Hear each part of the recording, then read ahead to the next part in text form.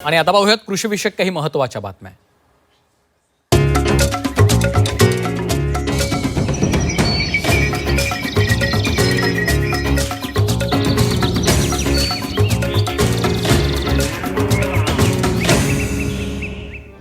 पीक पाणी powered by green harvest. Nature care फर्टिलायझर्सचे नैसर्गिक पेंडीयुक्त खत. नेचर केअरची युक्ती, रासायनिक खतांपासून मुक्ती.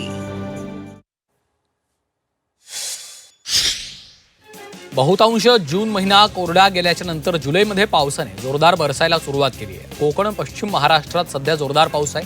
विदर्भातही आतापर्यंत ओढ दिलेल्या पावसाने दमदार सुरुवात केली. पावसाच्या या दमदार कमबॅकमुळे बळीराजा सुखावलाय आणि शेती मशागतीसह पेरणीच्या कामांना वेग येणार आहे.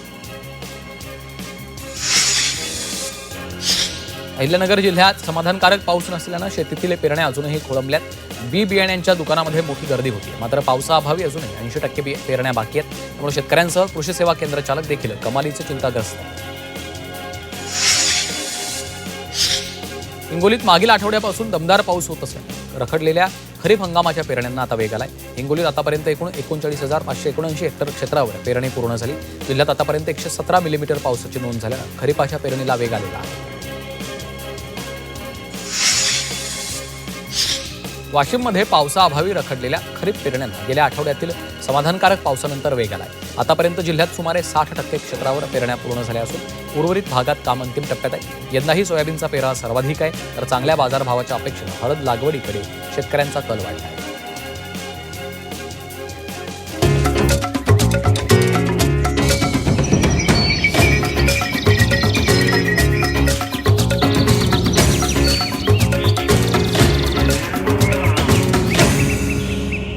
पीक पाणी पॉवर्ड बाय नेचर केअर फर्टिलायझर्सचे ग्रीन हार्वेस्ट स्पेशल. नैसर्गिक पेंडीयुक्त सेंद्रिय खत.